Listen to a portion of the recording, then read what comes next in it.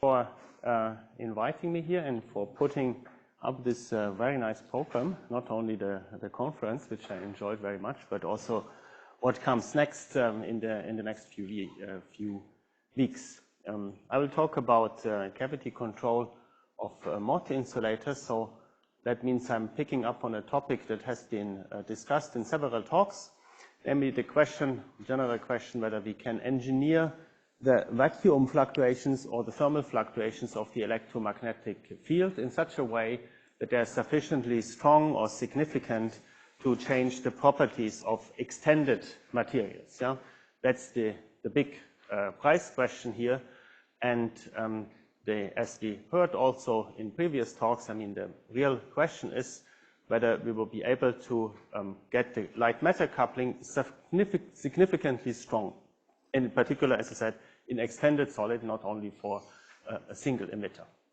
So in this talk, I will cover a few directions along these lines. I will, in the first part, try to convince you that vacuum-mediated long-range interactions can be relevant, at least in mesoscopic systems, even if we are coupling to a single mode. And I will say what I mean by this. Then a second route to get to significantly strong coupling will be the setting in which we have a solid that couples to near-field plasmonic mode. And the last one, if I have time, relates to the talk by Daniele Fausti at the beginning of the conference, which introduces some dissipative control mechanisms. So for the first part, let me start with something that I think John Kono has advertised nicely in his talk, and which has also come up in previous talks, the relation between Floquet physics and cavity physics. That is also goes back to a paper together with one of the co-organizers, with Michael here. So in Floquet physics, we have a classical laser that drives the system, so a time-periodic electromagnetic field. And if we eliminate that drive, that means if you construct the generator of a stroboscopic evolution, then we get an effective Hamiltonian that depends on the frequency and the amplitude of this drive. Now, there's a direct relation, apparently, if we take this laser field and replace this to the coupling to a single mode of the electromagnetic field that's confined in a cavity, which I draw here as some kind of LC circuit, having in mind, for instance, these split ring resonators. So then I have the Hamiltonian for the photon here, and I'm just replacing the coupling to the field by the coupling to the quadrature of the field. And then I can say, okay, I go into a state in which I have n photons inside this cavity, yeah, and the material will then exchange virtual photons with the cavity. And if I eliminate all these transitions, this corresponds more or less to the high frequency limit of the Floquet. And you can draw a direct link from the Hamiltonian that you get by eliminating the photons, and in the limit, where you have many photons in the cavity, but at the same time scale the coupling down, you recover the Floquet Hamiltonian in this case. So drawing this link here, that suggests that if you are able to manage a strong enough coupling, you would be able to realize many of the proposals that have been made for Floquet physics with just a few photons, which would be great because that presumably could avoid heating and whatever. And indeed, there have been many proposals, as we all know, for realizing Floquet physics, and you could now think of replacing Floquet by cavity in many of these examples. And in fact, we had already quite nice talks, like for example, of the Floquet topological insulator, also the Majorana control. Now, there's one challenge, of course, in here, which is to get the coupling strength strong enough. The relevant dimensionless coupling strength would be proportional to some kind of transition dipole matrix element, or if you think of particles on a lattice, or maybe I should sketch, you have at least one thing in mind, electrons moving on a lattice, then this D would be the lattice spacing. And then there's the vacuum field strength in here, and this gives the dimensionless coupling constant. And this vacuum field strength, as you know, goes down with the square root of the mode volume. So I can think of having a single mode cavity here where I confine a solid and let me assume for simplicity that this field is constant throughout, then, and I have a typical solid with a nanometer distance here, then if I scale down the volume of this cavity, I scale up this dimensionless coupling constant, but then even for a terahertz cavity here, which goes down to a nanometer size, it will be hard to get this dimensionless coupling of order unity, which would be what would be needed to realize non-perturbative Floquet physics. Yeah, so you would have to go really to nano cavities in this single mode setting, but at the same time, of course, our extended solid doesn't fit in a nano cavity, so you're not really controlling phases in this. So that's a challenge, and to overcome this, one possibility to overcome this is to go to an extended cavity.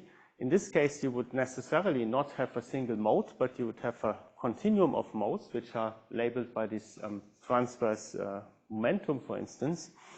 And in this case, indeed, you can define an effective Floquet parameter, which you get by eliminating all the modes, basically, of your problem, and at least in the high frequency limit. And this I don't want to go into detail how to derive this. But there already, when you try to do this, it's already clear that there's one additional difficulty which comes in.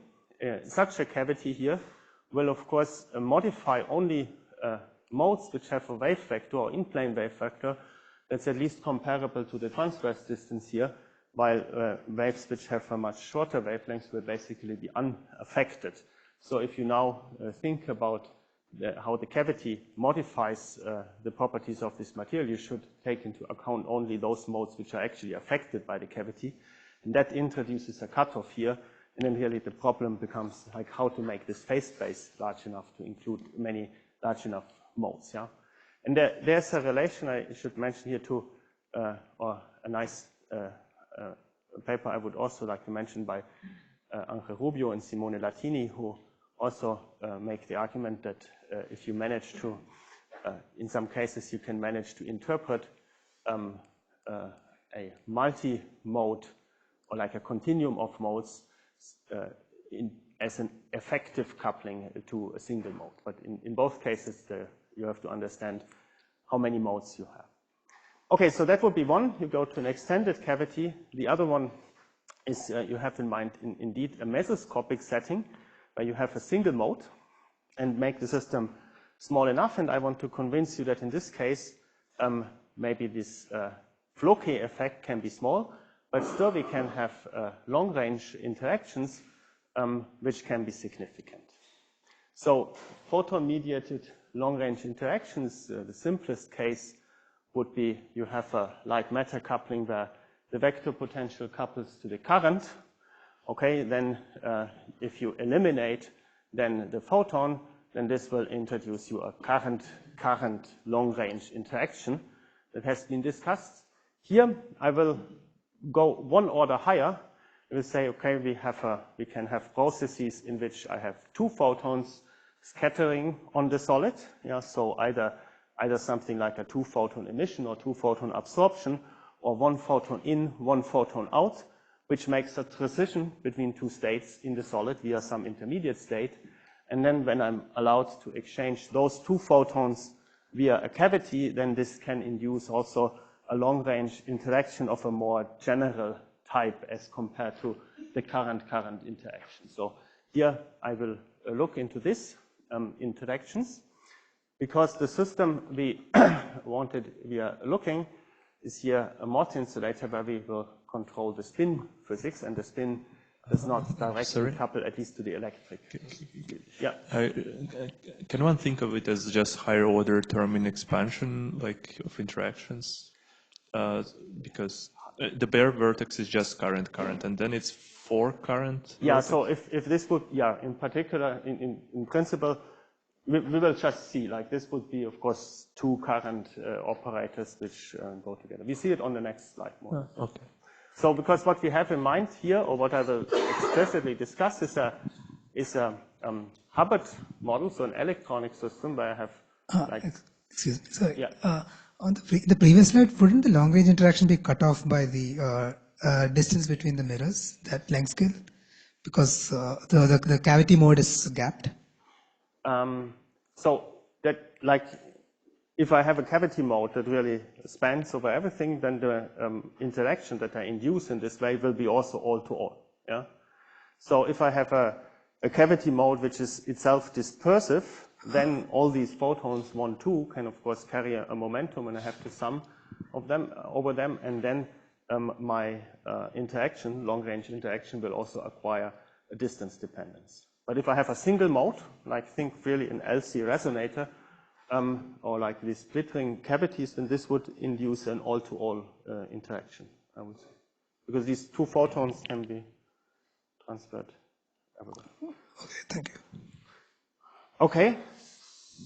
So, yeah, so this is I'm thinking of a Hubbard type model, so electrons on a lattice, but I will go to the limit where I have half filling, 1 electron per side, and the interaction here quenches all charge excitations, so I effectively have a spin model where we know that you will have exchange processes. You can flip two spins via an intermediate state that has a charge excitation.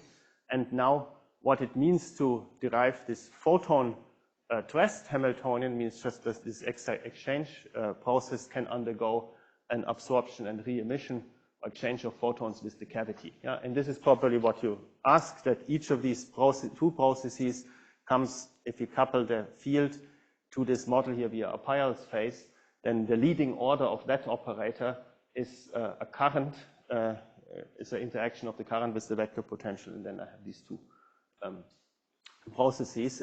But of course, this is a nonlinear interaction here, so I could in principle have also a two-photon interaction directly on one of these links. So there are more processes to be summed up, but in essence, they give rise to this photon-mediated exchange interaction, which I think let me just quickly over. In this case, this photon-mediated exchange interaction is very close also to it has, or you can make the limit to Floquet exchange interactions in this case, and it can be either an enhancement or reduction of the exchange, but it may not go much into it. So what would be then the corresponding long-range interaction? Well, on each side, you can basically make a spin flip via an intermediate state by now exchanging two photons, and the long-range interaction will therefore be, at least for bonds which are not connected, will have a term that is the product of this Heisenberg spin interaction on two different bonds on the lattice. So you are introducing naturally a long-range interaction between Heisenberg spin flips on different sides in this way. Yeah. So the interaction kernel which you get here is to leading order, fourth order in this light matter interaction. And if we are coupling to a single mode, then this will be an all-to-all interaction. As I said, if this would be dispersive, then it has a spatial structure. Also, I should make a cautious remark, because this is what I just put in this one number is a nightmare to calculate, because you have to deal with many fourth-order terms, which you have to sum up. And in particular, if this interaction is not, like in general, you have to sum up all fourth-order terms on the same footing. That should be said, and it was the part of the PhD of Paul Fadler, who is also here, and who really went through this quite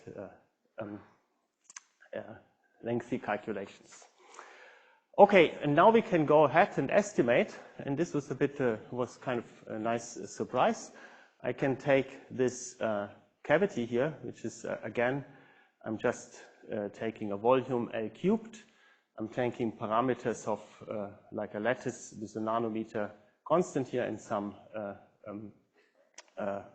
like, take some typical parameters for a solid with a narrow band and like EV scale Mott Hubbard interaction, and assume that this is a terahertz cavity, and then we get precisely these Floquet parameters that I showed before as a function of this size, which all remain smaller than 1, yeah, so it's rather small. But at the same time, we can look at this long-range interaction. And here you have to keep in mind that it's an all-to-all interaction. So if I want to estimate the effect of this interaction on one of my spins, I should multiply it with the number of particles to get the relevant effect on the spin. And these are these solid lines with the axis over here. So the point is, if you scale up your cavity, this will go down necessarily because the coupling, as I said, is a fourth order process. The light matter coupling goes down by like 1 over square root of the volume. So this will go down, the interaction itself will go down like 1 over square root of the volume. And if you multiply it with the number of particles, it still goes down. However, here you see that for reasonable, for cavity sizes, which are like nanoscopic, but still large enough to host almost macroscopic number of atoms, like here, we will have in this system an effect of this long-range interaction, which is comparable, like order 1, and it means it's comparable to the bare exchange interaction in the material. So really, if you scale this down to mesoscopic size, the photon-mediated interaction will become relevant much more, much quicker than the dressing of the exchange interaction, and it could be relevant. So that's what comes out from this first analysis.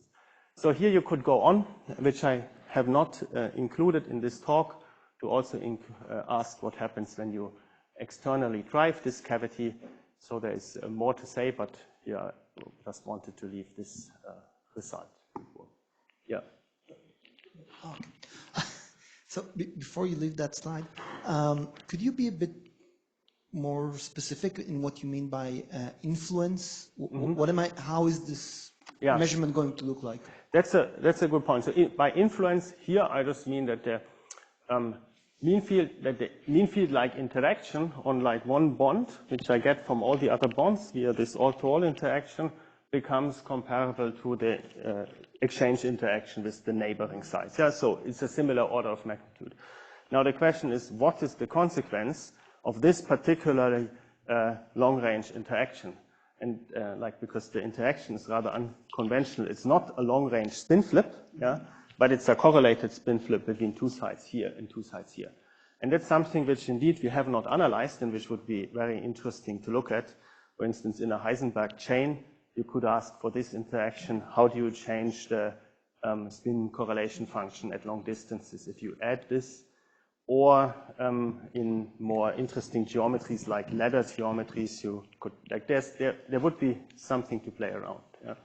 So the fact that this effect is irrelevant in the thermodynamic limit, can we interpret this as like actually a difference between like an ensemble of atoms in a cavity having all-to-all interactions, having that effect observable, and a material versus material? Because in material, I mean, it's basically very large number of degrees of freedom. So are we really going to see this like, all-to-all interactions in a material? So this interaction is only there in the cavity. I mean, this long-range interaction, because it's mediated via the photons. Yeah?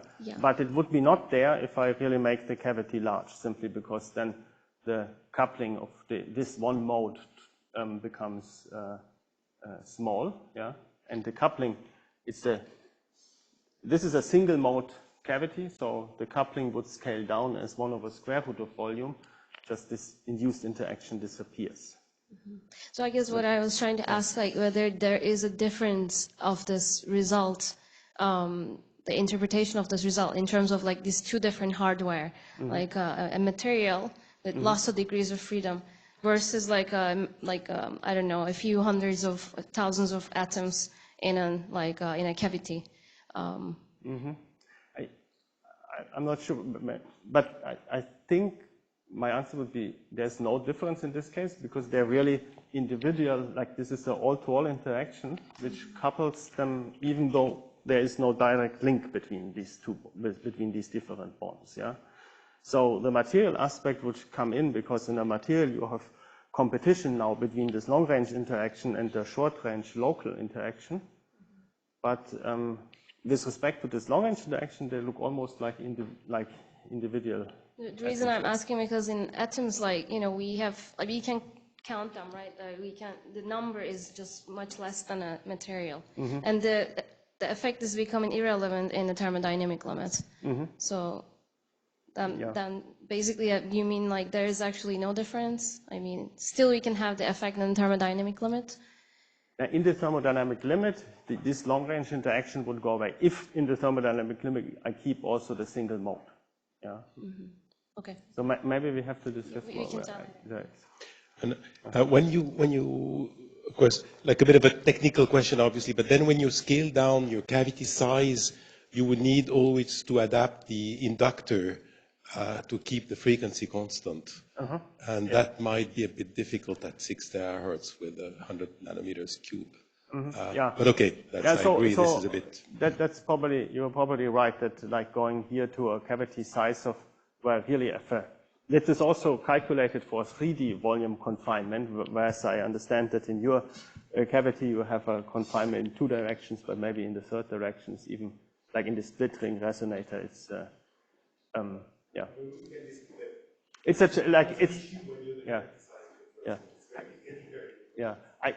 I completely agree that this one here is still a very challenging regime, but it's like the observation that in this rather simple model, you really see that these long-range interactions kick in very earlier and much more heavy than the short-range local effect on the atomic physics. So I'm kind of repeating Jaren's question, but in a different way. Okay. So we have a bunch of spins coupled to a cavity. Yeah. You have changed the electromagnetic environment. One mode of it. One mode. Yeah. And the claim is that the interaction between two spins has dramatically modified. So if we take this two-level picture that Jaren was saying, is that then the coupling of that that is like a single emitter to this cavity should be very, very large. Such like a huge Purcell effect, such that you can then expect that when you have two of them, then the mediated one would be, the mediated interaction would be large as well.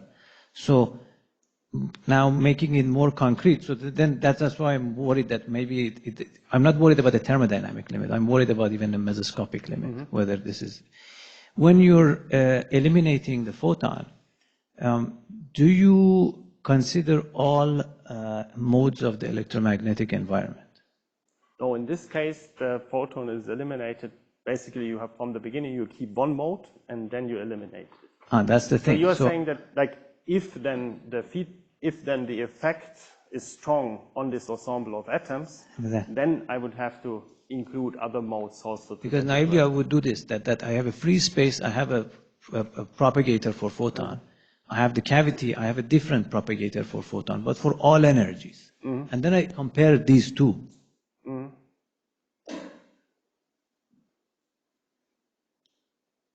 Does that make sense? Like I always have lamp shift, for example. The lamp shift, then I want to see what happens with the lamp shift. I have to compare the cavity versus non-cavity. Otherwise, I just get infinities. I think the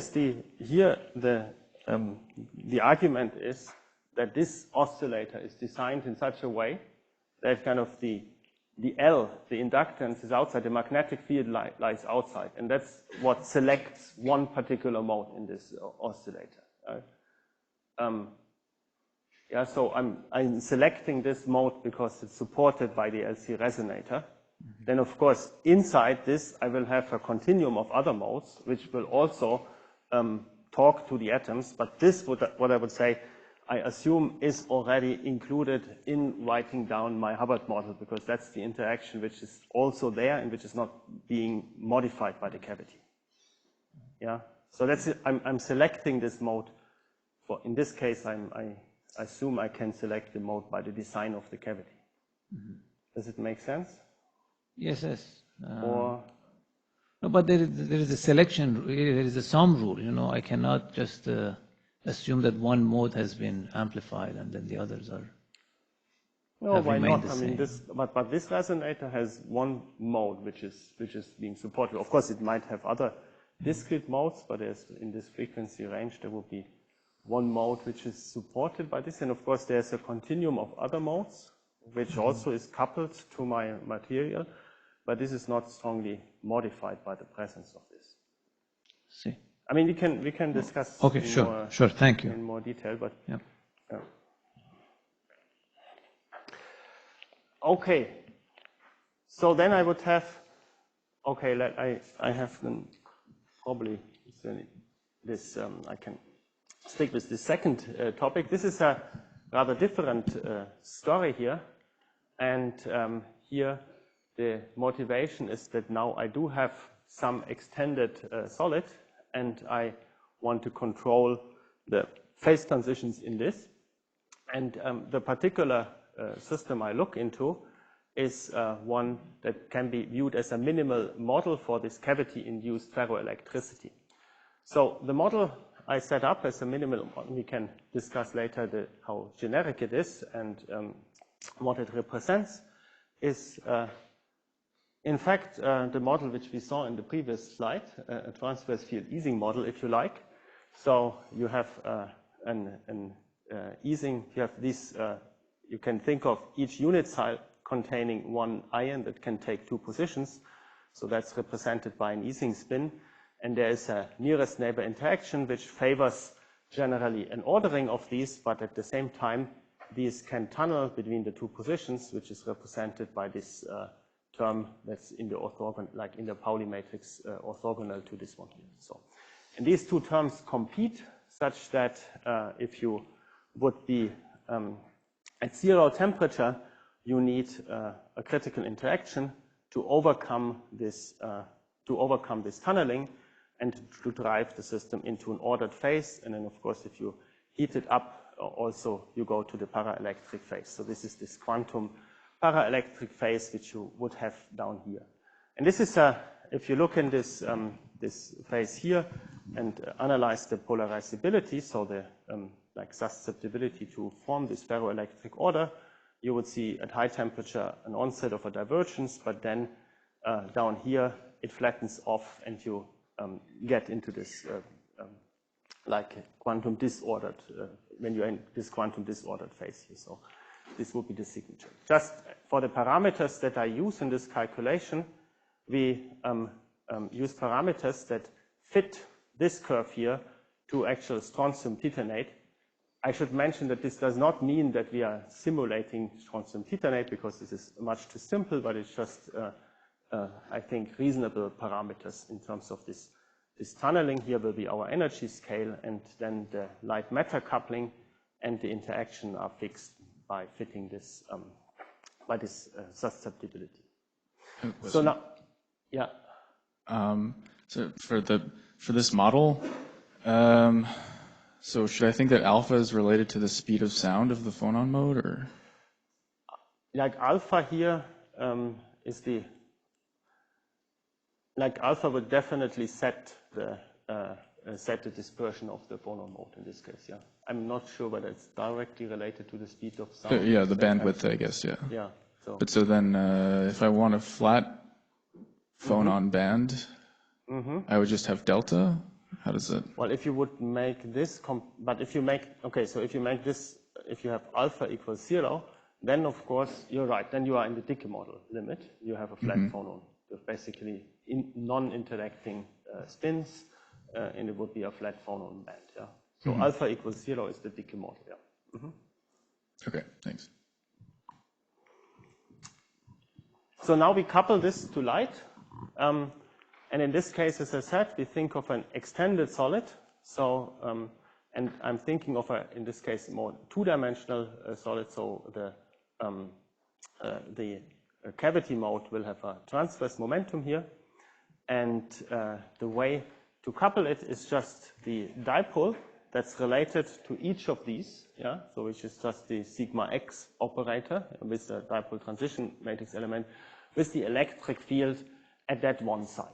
And the electric field can then be expanded depending on what mode you take into account. And we can specify this later. It can be expanded in creation annihilation operators. So these are plane wave modes traveling along one direction with a spatial dependence in the other direction. Yeah? And then there is a third term which is needed for a light matter Hamiltonian to make this positive definite. Yeah?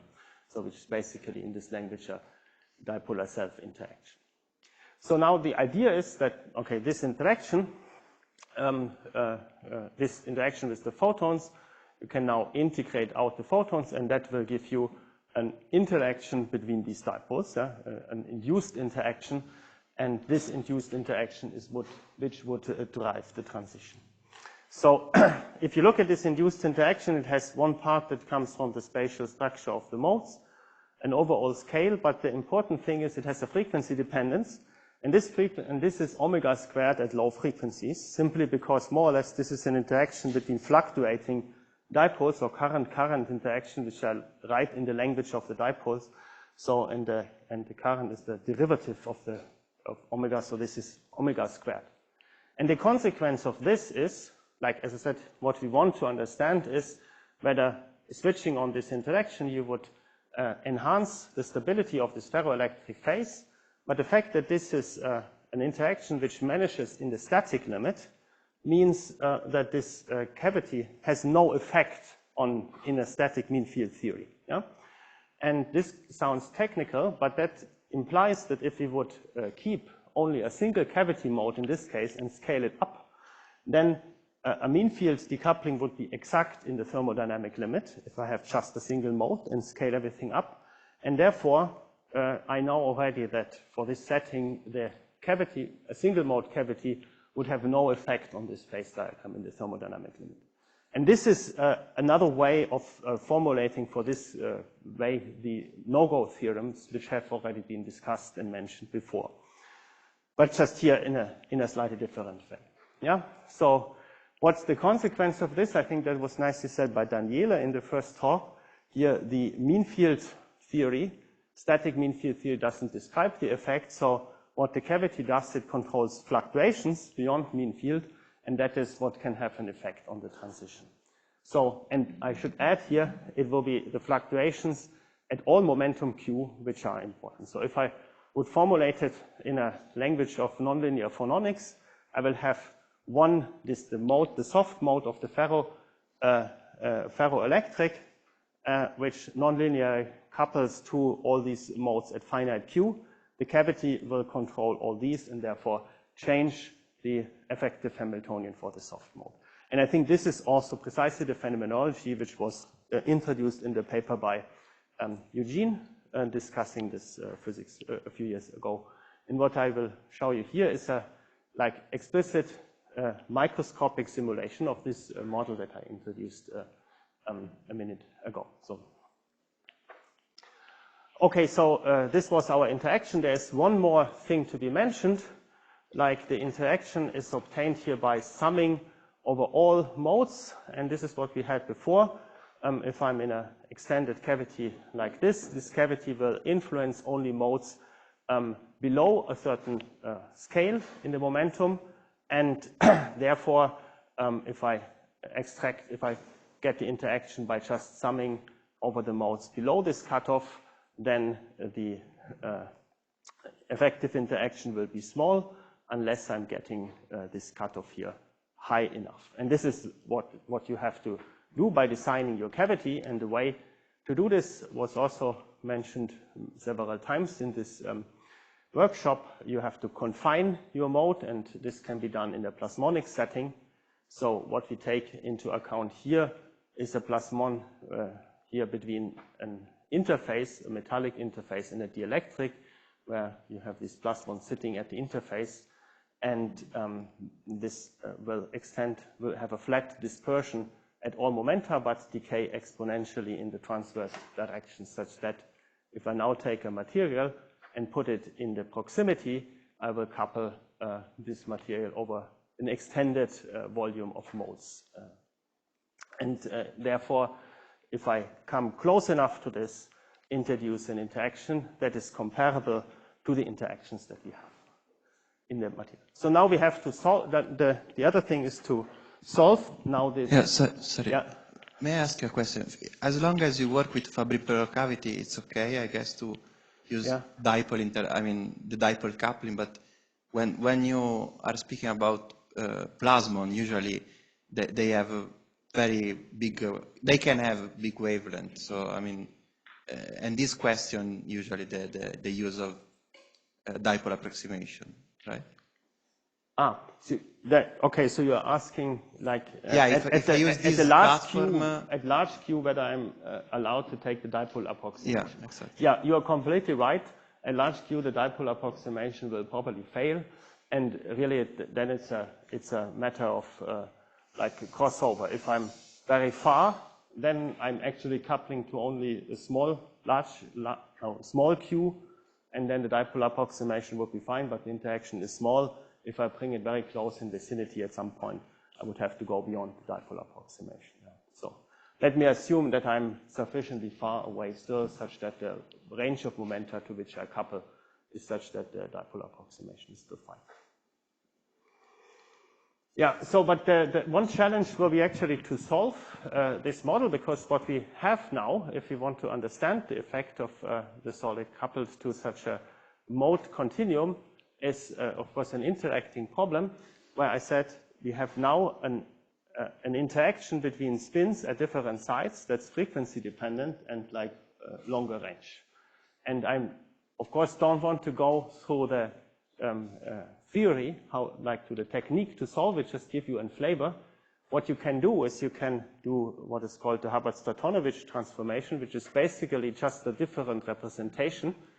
Instead of this interaction, you say that this interaction is carried by a bosonic field that locally couples to your spin. And then the bosonic field itself is a harmonic field, but it locally couples to the spin, which introduces the nonlinearity. And then if I, in my mind, eliminate the spin here, then this will give me a complicated local interaction for my bosonic field. And then I have a bosonic theory with a local interaction to which I can apply the idea of DMFT. And that's what we did in order to solve this model. Yeah. And then indeed, what you find is that if I look at this phase diagram, what I'm plotting here is the inverse susceptibility, such that the divergence of that would imply a phase transition. And here I see now in the normal, without this cavity, I see a saturation, which means I'm not ordering, but then by bringing this atomically close basically to it, then we can condense the mode and bring it to a ferroelectric.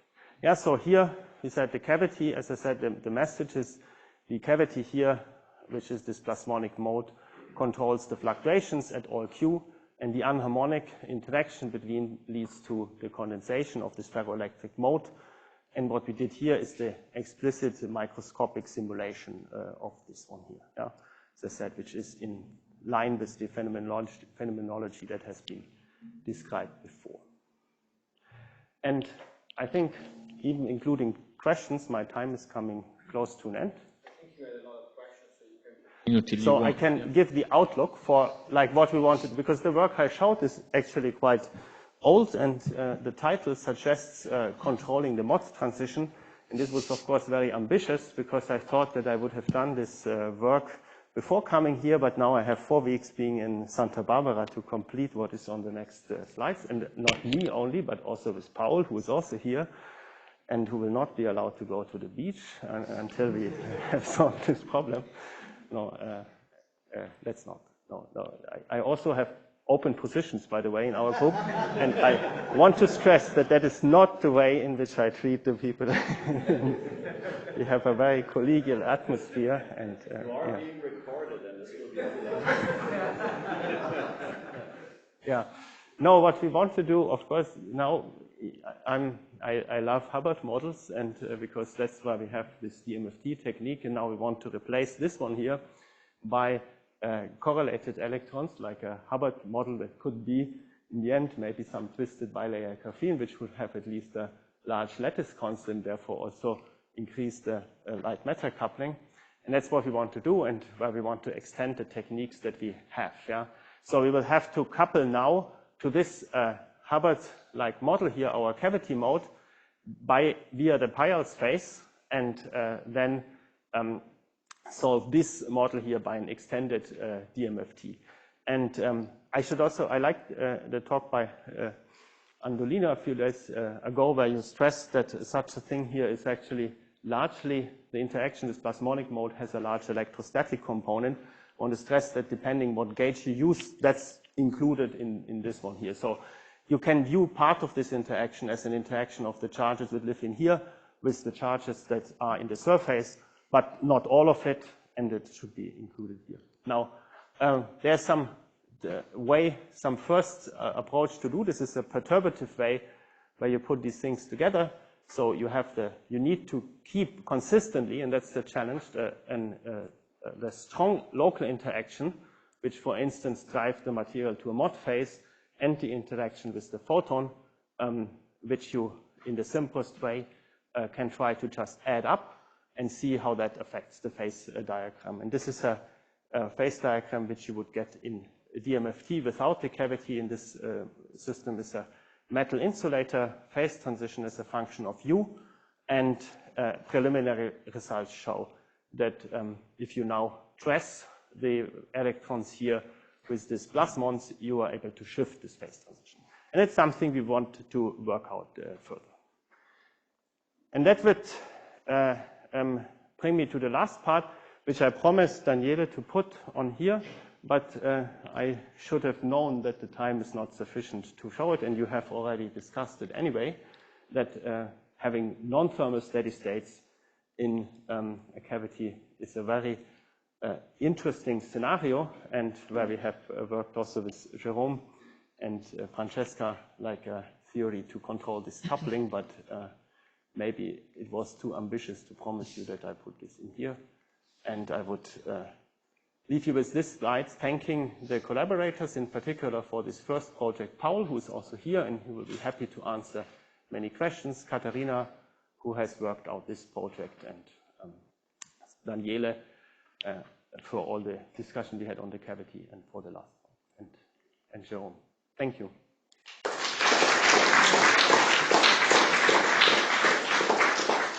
Thank you, Martin. We have time for a couple of questions.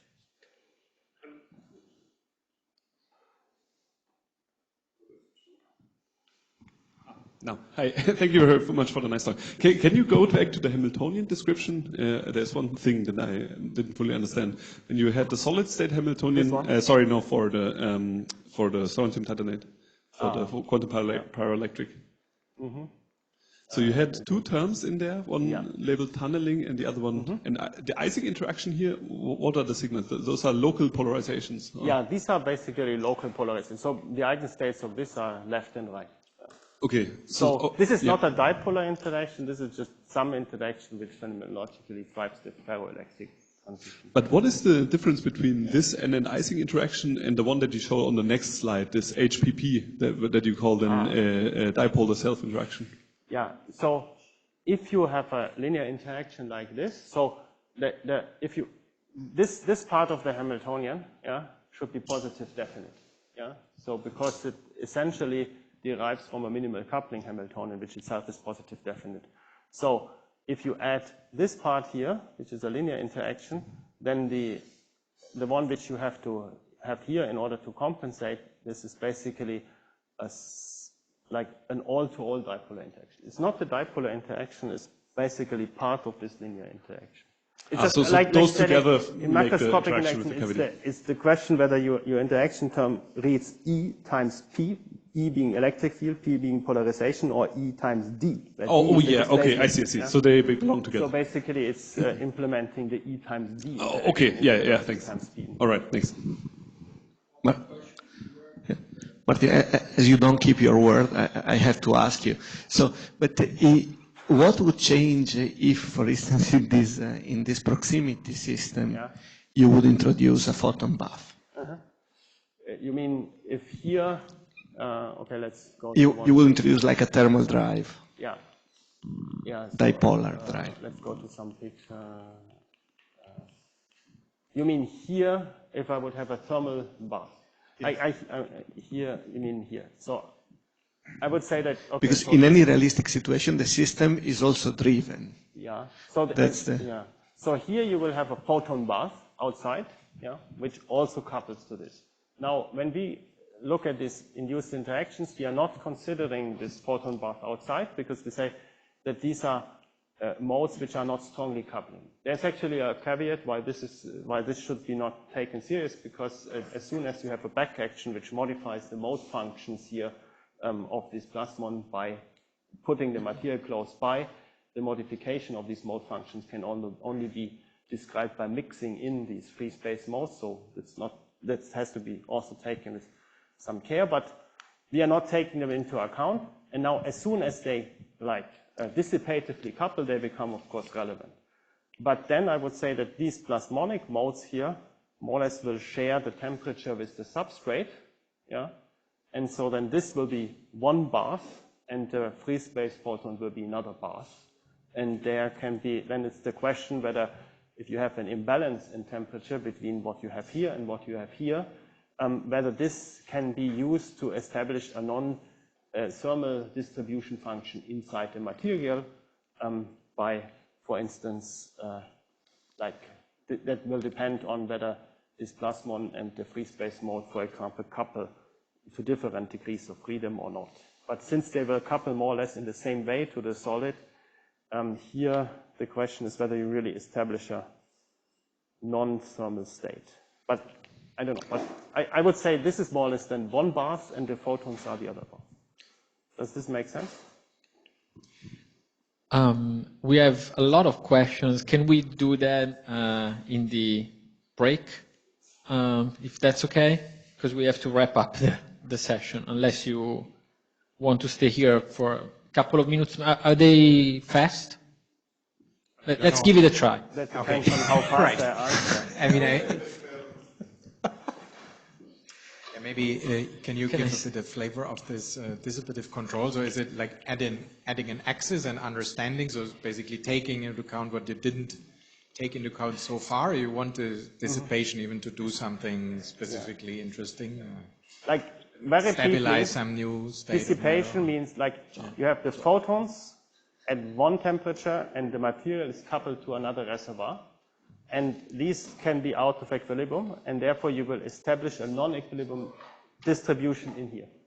But there are two main questions. First of all, how can you control the coupling to this reservoir? And that's what we discussed together with Daniele and Jerome in the other paper. And that's what you really, because the coupling is given by the overlap with the absorption function and the local density of states of the field, of the electromagnetic field, and the latter is what you control.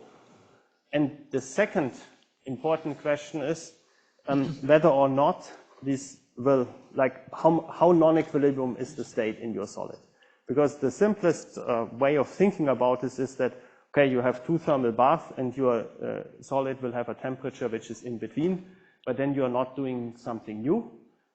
But as soon as the photon bath couples to other degrees of freedom than your substrate, then you can have a non-thermal distribution possibly inside the material. And that's really an open question to what extent and under what circumstances you establish such a non-equilibrium state, how non-equilibrium it is, and then what is the consequence of this on the material. But what we discussed in this first is really that shows the possibility to control this coupling, and that's what you can read in. Okay, we have to close because I'm taking the blame from everybody here for being a flexible chair. So let's thank Martin and all the speakers of the afternoon again.